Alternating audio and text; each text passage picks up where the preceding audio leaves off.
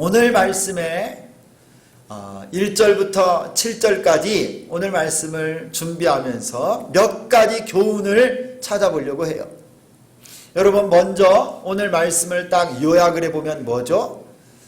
요셉은 41장까지를 보니까 바로의 꿈을 해석하고 애굽 나라의 총리가 되었습니다. 그가 바로의 꿈을 해석했는데 무슨 내용이냐면 7년 동안은 큰 풍년이 들고, 그리고 그 다음 7년은 이전에 풍년 든 것까지도 전부 다 잊어버릴 만큼 극심한 흉년이 와서 나라가 앞으로 어떻게 될지 모르는 이런 상황에 발탁이 되어 애굽 나라의 총리가 되었어요. 그리고 그 가운데 이제 풍년 때는 애굽 나라뿐만 아니라 그 지역에 다 지역이 풍년이 되지 않았겠습니까? 그런데 이제 흉년이 되어서 애굽 나라의 백성들뿐만 아니라 주변의 여러 나라들에서도요, 애굽 말고는 곡식이 다 떨어진 거예요. 근데 애굽 땅에는 누가 지금 나라를 다스리고 있어서 곡식이 있게 된 거예요? 요셉. 이 요셉이 잘 대비를 해서 곡식을 풍성하게 준비해 놓고 있었습니다. 이 소식이 누구에게 들려졌느냐? 저 가나안 땅, 팔레스타인 그 땅에 있는 요셉의 가족, 아버지 이름이 뭐죠? 요셉의 아버지 야곱. 이 야곱의 귀에도 이 소식이 들린 거예요. 저 애굽에 가면 우리 가족이 먹고 살 수 있는 양식이 있다더라. 그래서 오늘 이 42장을 딱 보면 1절부터 야곱이 그 집에 있는 아들들에게 너희들 지금 뭐하고 있느냐, 빨리 애굽에 가서 우리가 먹고 살 수 있는 양식을 사와야 될 것 아니냐. 그래서 이 요셉이 그 집에서 아들 중에 몇째입니까? 혹시 아세요? 그러면 야곱의 아들이 몇 명이에요? 12명. 야곱의 아들 12명이 12지파가 되잖아요. 그런데 요셉이 몇째냐면은 11번째. 요셉은 동생 베냐민 하나만 놔두고 라헬의 아들 둘이잖아요. 야곱이 제일 사랑했던 라헬이 낳은 아들 이 요셉과 베냐민, 맨 막둥이로 낳았어요. 그런데 이 요셉은 11째 아들인데 형들이 이 요셉은 팔아버렸잖아요. 그리고 그 집에 베냐민만 있고 동생으로는 형들 10명이 애굽으로 이제 내려간 거예요. 오늘 말씀에 형들이 애굽에 내려가면서 오늘 말씀이 우리에게 주시는 교훈이 생깁니다. 그런데 이 형들이 애굽에 딱 내려가는데 누구 앞에 서게 된 거예요? 곡식을 주관하는, 맞았어 은찬아. 이 곡식을 팔고 하는 모든 것을 주관하는 요셉 앞에 딱 선 거예요. 그리고 요셉과 형들 사이에 이루어지는 대화 내용이 오늘 말씀입니다. 여러분, 이 요셉의 형들이 저 애굽까지 내려가는 오늘 이 42장의 말씀을 통해서 우리가 배울 수 있는 첫 번째 교훈은 이거예요. 1절부터 보니까 야곱이 나옵니다. 야곱. 그 집안의 아버지가 지금 오랫동안 보이지 않다가 갑자기 나타나요.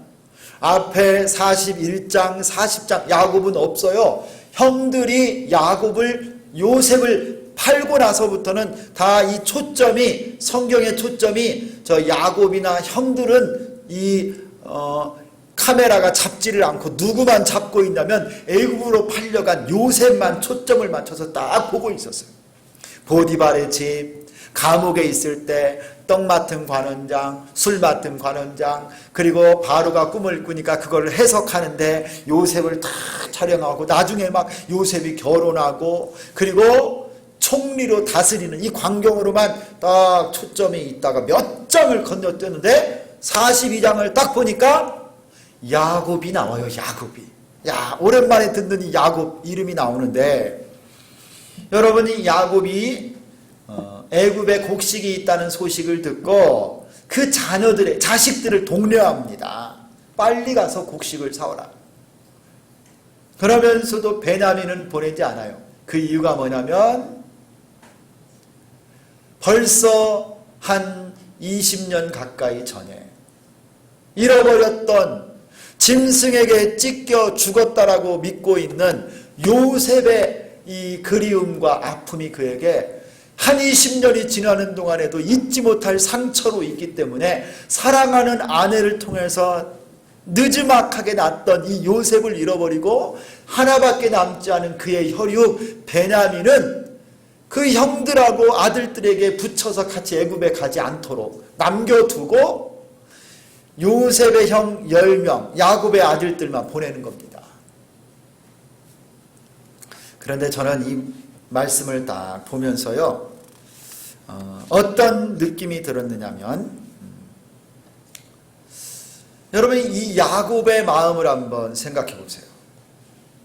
야곱이 지금 하나님의 말씀과 언약을 따라 하나님이 그들에게 주신 약속의 땅에 지금 거하고 있어요. 헤브론을 중심으로. 그런데 흉년이 왔어요.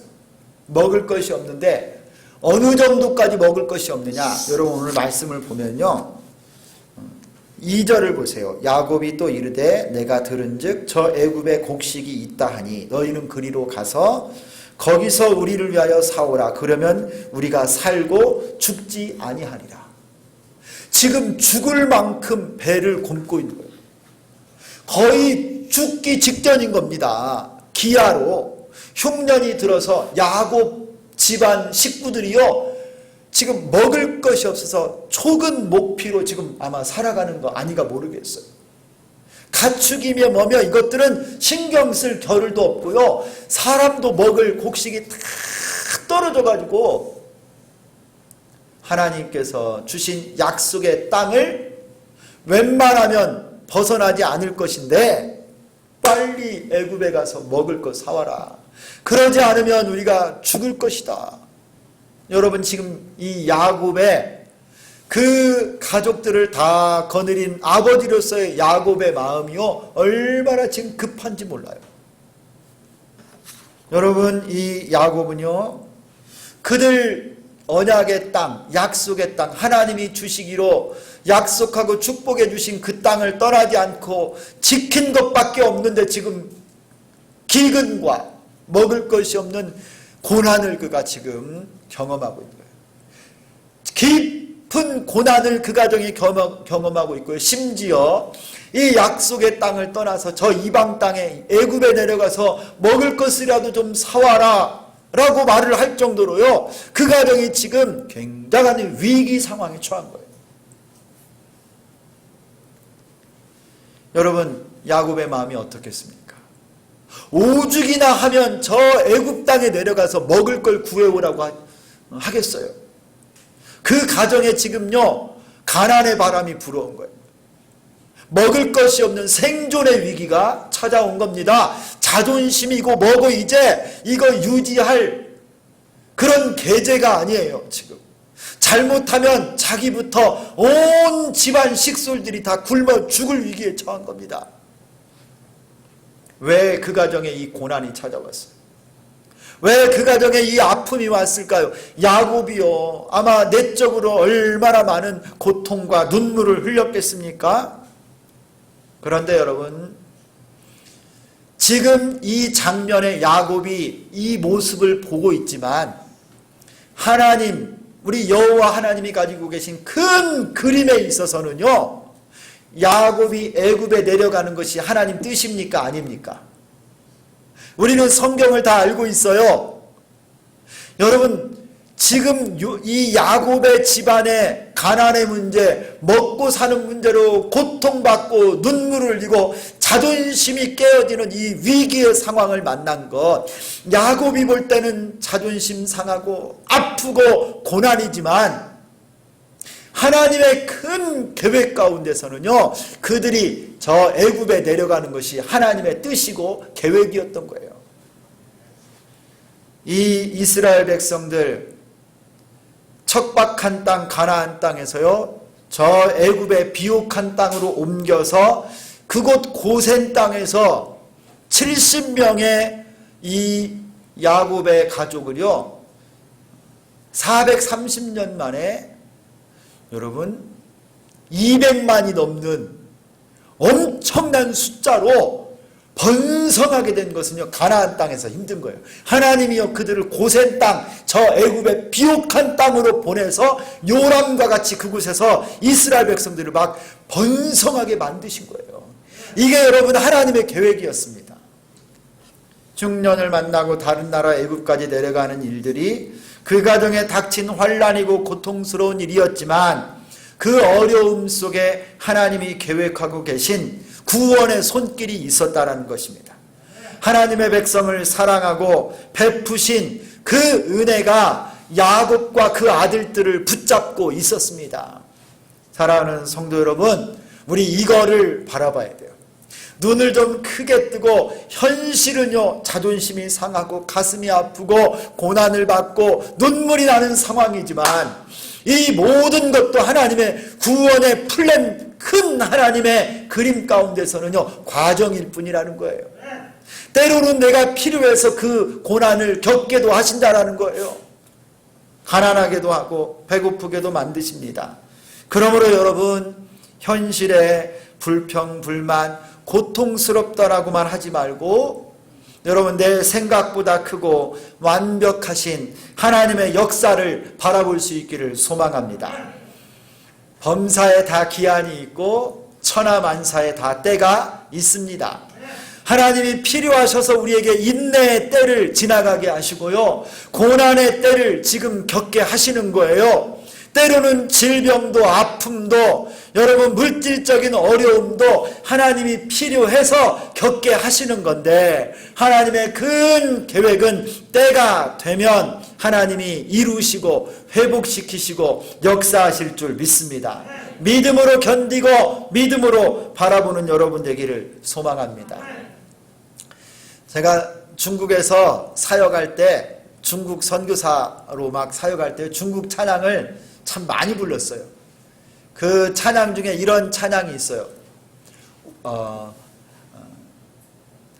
운상태양, 구름 운자, 윗상자, 태양, 우리 하늘의 태양이요.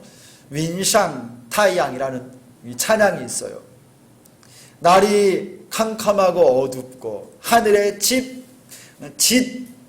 이 구름이 꽉 껴 있어서 태양도 보이지 않고 밝은 빛도 없지만 그 구름 위에는 밝은 태양이 비치고 있으므로 인내하고 하나님을 소망하십시오. 이런 찬양이에요. 여러분 우리의 인생을 지금 짙은 구름처럼 어둡고 고난과 질병과 아픔이 우리 상황을 꽉 둘러싸고 있지만 저 어두운 구름 위에는 의의 태양이신 하나님이 여전히 우리를 향하여 은혜를 베푸시고 우리를 붙잡고 계시고 함께하고 계시는 줄 믿습니다.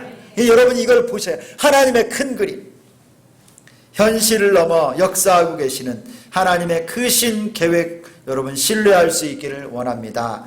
코로나 상황, 어려운 삶과 형편은 여러분 과정일 뿐입니다. 하나님은 흉년을 통해서 야곱의 가정과 그 언약 백성들을 애굽으로 이주시키시고 그곳에서 더 크고 놀랍게 부흥시키고 번성할 계획을 가지고 계십니다.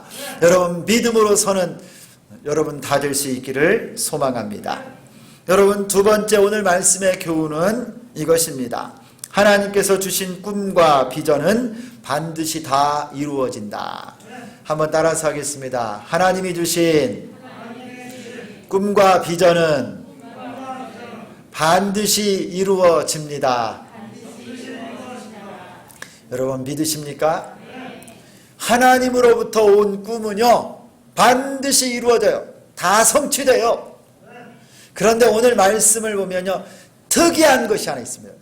하나님이 주신 꿈과 비전이 다 성취되고 이루어지는데 어떻게 이루어지느냐? 하나님 말씀대로 성취된다는 거예요. 말씀대로. 그냥 우리 상상, 내 계획대로 이루어지는 게 아니라 하나님이 주신 꿈이 주신 말씀대로 이루어진다는 거예요. 여러분, 하나님이 요셉에게 주셨던 꿈이 나오는 성경이 몇 장이냐면 창세기 37장이에요. 이 42장 앞으로 5장을 넘겨보면요, 이 37장에 요셉이 꾸었던 꿈이 있는데 그게 뭐냐면 요셉과 형제들이 밭에서 막 곡식단을 수확하고 있는데 요셉의 곡식단이 딱 서 있고 형들의 곡식단이 요셉에게 딱 절하는 장면이에요. 그 꿈이 있었어요. 요셉이 형들보다 높은 곳에 서고 하나님이 요셉을 세워주실 거라는 꿈 아니겠습니까? 그리고 형들이 요셉에게 엎드려 절한다고 했어요. 그런데 여러분, 이 꿈이 오늘 말씀에 보니까 성취됩니까? 안 됩니까? 그대로 됐어요. 그대로. 9절을 보세요. 9절. 요셉이 그들에게 대하여 꾼 꿈을 생각하고, 야, 형들이 와서요, 6절에 보니까 때 요셉이 나라의 총리로서 그 땅 모든 백성에게 곡식을 팔더니 요셉의 형들이 와서 그 앞에서 땅에 엎드려 절하매. 여러분, 요셉의 형들이 하나같이 다 와서 요셉에게 넙죽 땅바닥에 절을 하고요, 그 장면을 본 요셉이 마음속에 뭐 어떤 걸 딱 생각한 거예요? 하나님의 꿈이 이루어졌구나. 할렐루야. 야, 그런데요, 여러분, 이 말씀을 잘 보세요. 요셉의 형들이 애굽 땅에 왜 내려왔어요? 뭘 구하러 왔어요? 곡식 구하러 왔잖아요. 곡식 구하러. 그런데 여러분, 37장에 요셉이 꾼 꿈이 무슨 꿈이에요? 곡식단이 일어서고 곡식단들이 절하는 꿈이에요. 여러분, 요셉의 형들이 요셉에게 절하러 온 이 상황이 뭐냐면요, 곡식을 구하러 온 거예요. 그대로 이루어져요. 그대로. 그 단이 10개가 요셉에게 절한 것처럼요, 요셉의 형들 10명이 요셉 앞에 그대로 절해요. 말씀대로 이루어집니다. 말씀대로. 하나님의 말씀은 1.1획도 떨어짐이 없습니다. 그대로 다 성취되고 믿음으로 아멘하고 받는 자들에게는 그대로 다 이루어집니다. 할렐루야. 오늘 새벽 예배 본문에 뭐라고 나온지 아세요? 이사야 34장 16절인데요. 이렇게 말씀해요. 너희는 여호와의 책에서 찾아 읽어보라. 이것들 가운데서 빠진 것이 하나도 없고 제 짝이 없는 것이 없으리니 이는 여호와의 입이 이를 명령하셨고 그의 영이 이것들을 모으셨음이라. 여러분, 성경에 하나님의 예언의 말씀이 있으면 그 짝대로 반드시 성취된대요. 하나라도 찾아보래요. 짝이 없는 말씀이 있는가? 하나도 없다라는 거예요. 하나님이 말씀하면 그대로 이루어지고 하나님이 선포하면 그대로 성취되고. 여러분, 아멘 좀 하세요. 하나님이 선포하면 이루어지고 하나님이 말씀하면 성취되는 거예요. 할렐루야. 성경에 이 짝이 다 있어요. 이게 무슨 말이에요? 하나님이 예언하고 꿈꾸게 하고 주신 것은 그 말씀 그대로 다 이루어진다. 할렐루야. 하나님은 사람이 아니시니 거짓말을 하지 않으시고 인생이 아니시니 후회가 없으시도다. 어찌 그 말씀하신 바를 행하지 않으시며 하신 말씀을 실행치 않으시랴. 반어법을 씁니다. 하신 말씀은 다 이루시고 우리 주님이 하신 말씀 그대로 다 성취한다라는 거예요. 여러분, 이와 같은 놀라운 일들이 우리 인생 가운데도 그대로 일어날 줄 믿습니다. 오늘 이 요셉의 꿈, 주님이 37장에서 꾸게 하신, 알려주신 말씀 그대로 다 이루어져요. 그러므로 여러분, 우리 신앙생활의 중심은요, 하나님 말씀이 돼요. 말씀. 여러분을 향한 하나님 말씀이 있으신가요? 여러분의 가정을 향한 하나님의 말씀이 있어요? 여러분의 직장을 향한, 생업을 향하여 하나님이 꿈꾸게 해주셨던 말씀이 있으면 그 말씀을 딱 붙잡고 가는 거예요. 여러분, 저는 제 마음속에 하나님이 목회자로 저를 부르실 때 주신 말씀이 있어요. 그래서 제가 조금 흐트러지고 힘이 좀 빠지고 그러면 그 말씀을 주섬주섬 또 딱 빼갖고 딱 붙잡아요. 골로새서 1장 24절에 가면 이런 말씀이 있어요. 내가 너희를 인하여 받는 괴로움을 기뻐하고 그리스도의 남은 고난을 주의 몸된 교회를 위하여 내 육체에 채우기를 원하노라.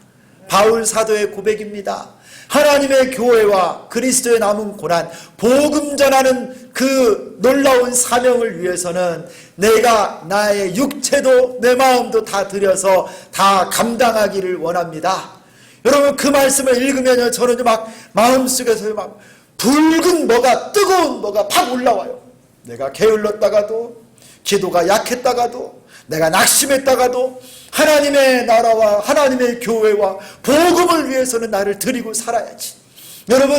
여러분을 향한 하나님의 말씀들을 딱 붙잡는 거예요. 할렐루야. 여러분, 하나님의 말씀 가운데 우리를 인도하신 하나님의 꿈과 계획은요, 그대로 다 성취됩니다. 여러분, 우리 주비전교회를요, 하나님이 계획하시고 저에게 말씀을 주신 게 있어요.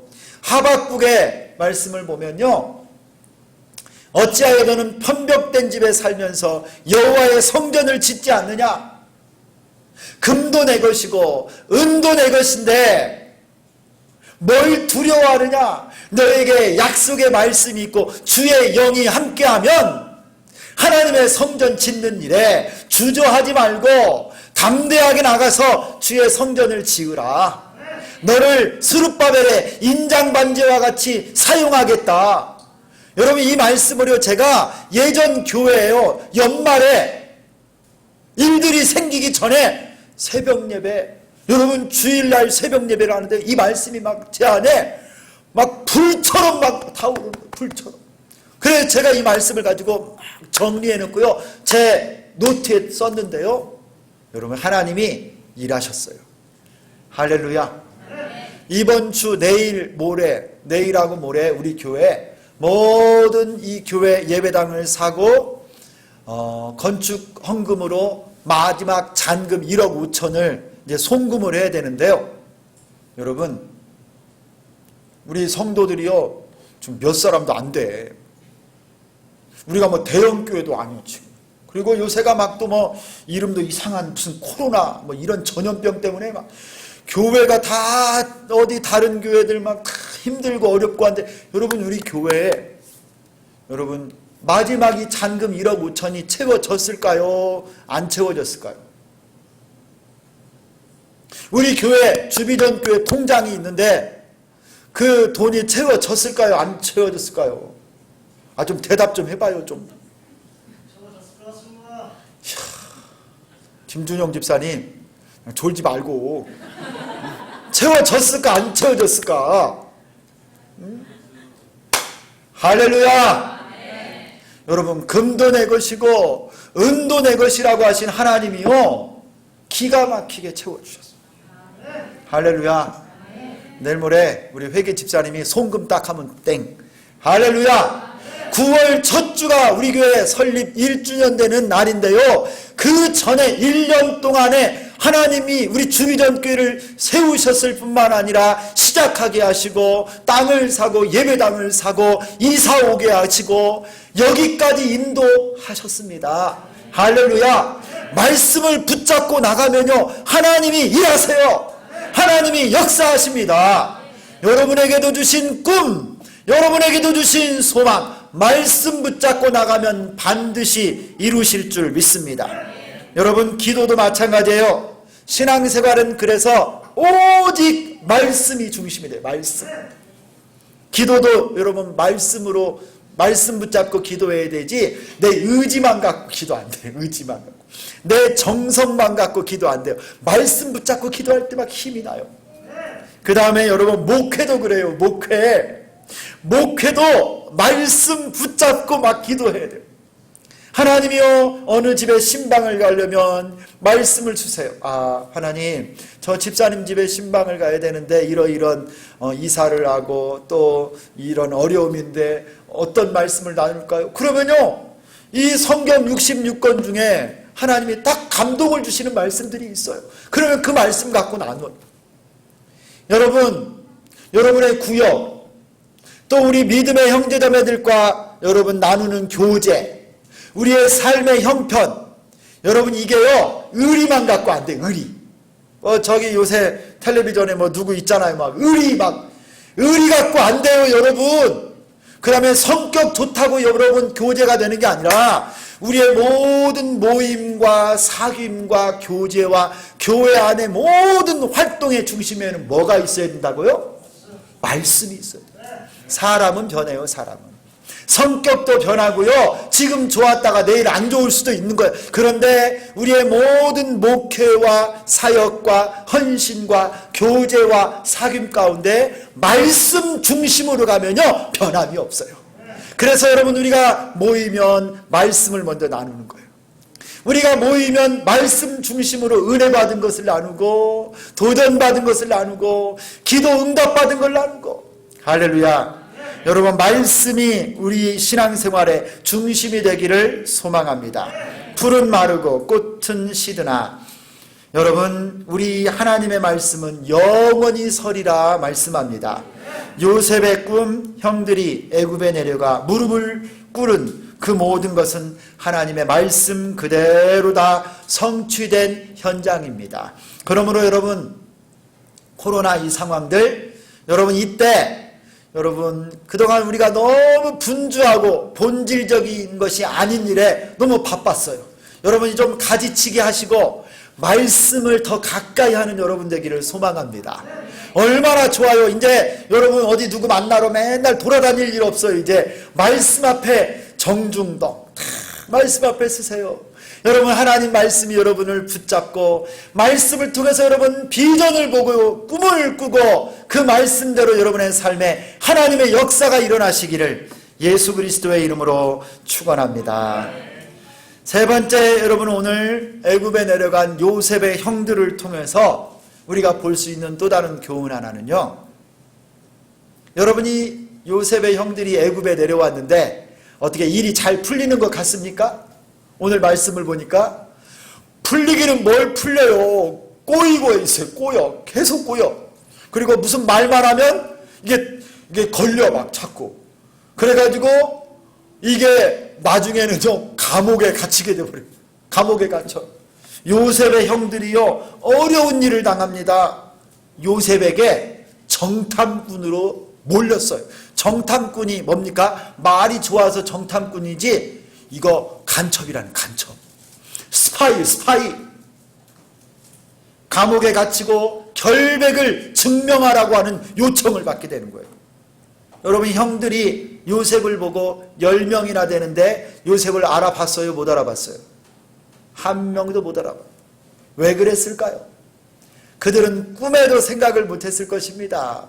그들이 팔아버렸던 동생 요셉이 세상의 이 대제국의 총리가 될 것이라고는요 생각도 못한 거예요. 그러니까 얼굴 보면서도 모르는 거예요. 같이 피를 나눈 형제인데도 모르는 거예요. 아마 어머니가 달라서 몰랐나? 모르는 거예요. 얼굴 보고도. 그런데 지금 요셉의 나이가 여러분 한 40쯤 됐습니다. 저 형들에게 팔려올 때가 17살이었어요. 그리고 총리가 30살이 됐는데 지금 7년 풍년이 지났잖아요. 그러면 37살. 그리고 흉년 한 1, 2년 지났다고 생각합니다. 지금 40살 정도가 된 거예요. 요셉의 형들하고 헤어진 지가 한 20년 된 겁니다. 형들이요 꿈에도 생각을 못했고 요셉도 수염도 기르고 이러다 보니까 형들이 보면서도 몰랐던 겁니다. 그런데 요셉은요 형들을 한눈에 알아봤어요. 딱 눈에 알아보고 성경에 나오잖아요. 8절에 요셉은 그의 형들을 알아보았으나 그들은 요셉을 알아보지 못하더라. 여러분 요셉의 형들은 요셉에게 우리는 확실한 자들입니다 그랬어요. 한 아버지 밑에서 난 형제들이고 다 확실한, 여기서 확실한 자들은 뭐라냐면 거짓말을 안 한 정직한 자들이다 이런 뜻인데요. 요셉이요 파고 들어가요. 일부러 엄한 말로 아니다. 너희 여기 왜 왔느냐? 곡식사로 왔습니다. 아니다, 내가 보니 너희는 정탐꾼들이다. 이 나라의 틈을 보려고 왔다. 이 틈이 뭐냐면요, 부끄러운 거, 수치스러운 거, 이런 거를 염탐하러 온 니네들은 간첩이다, 이렇게 계속 몰았어요. 그러니까 이 요셉의 형들이요, 자기 집안 이야기를 막 나오는 거예요. 우리는 12형제가 있었는데 한 막내는 집에 있고 하나는 없어졌고, 막 이런 이야기를 쭉 하는 겁니다. 요셉이 그러면 너희가 간첩이 아니라고 하는 것을 네 막내 동생 데려오면서 증명하라. 안 그러면 감옥에서 나오지 못한다, 이렇게 한 거예요. 여러분, 요셉이 일부러 그런 겁니다. 여러분, 지금 이 형들이 느꼈을 이 감정 답답하지 않겠어요? 정탐이라고 지금 몰리고 있습니다. 계속 정탐꾼이라고 하는 말이 4번이나 나와요. 너희들은 정탐꾼이야.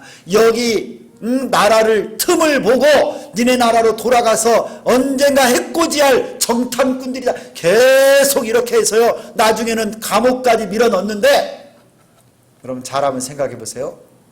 이 요셉의 형들이 느꼈을 이 감정을 이전에 누가 느꼈을까요? 요셉이 똑같이 느꼈어요.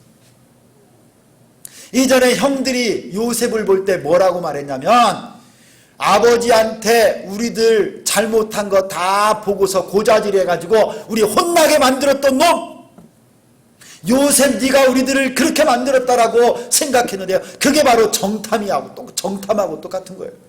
형들을 뭐 하나 딱 요셉이 보고 아버지에게 다 고자질했다고 미워하고요, 나중에는 죽이려고 했지 않았습니까?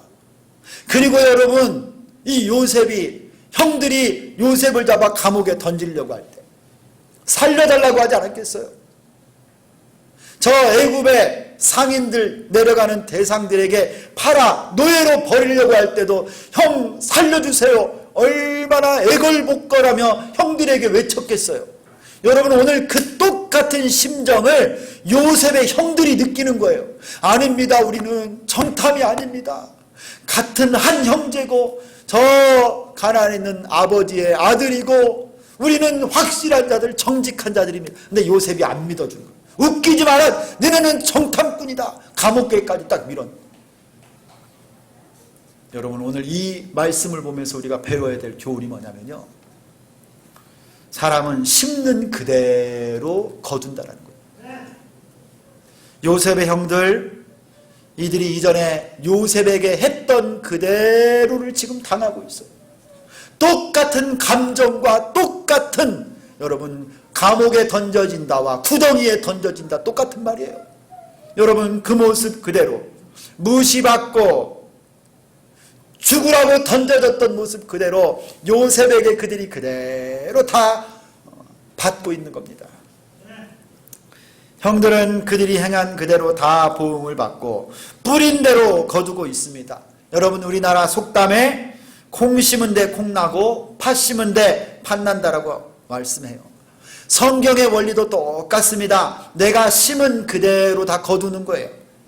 형들이 동생을 의심하고 아버지의 정탐꾼이라고 생각한 것처럼 요셉이 형들을 정탐꾼이라고 지금 말하고 있고, 동생 요셉의 그 간청하는 소리를 무시하고 죽으라고 팔아버렸던 그 형들의 마음, 지금 요셉이 그들을 믿어주지 않고 감옥에 던졌을 때 그들이 똑같이 경험하고 있는 것입니다.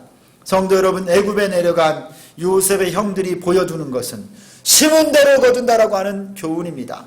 여러분들은 무엇을 심으시겠습니까? 사랑을 심고 섬김을 심고 용서를 심고 은혜를 심고 헌신을 심는 여러분 되기를 소망합니다. 심은 대로 거두는 거예요. 어디에 심겠습니까? 하나님의 나라와 영광을 위해서, 주의 몸된 교회와 복음을 위해서 심는 여러분 되기를 원합니다. 사람을 세우고 양육하는 일에 여러분은 심으십시오. 하나님의 나라와 선교를 위해 심는 여러분 되기를 원합니다.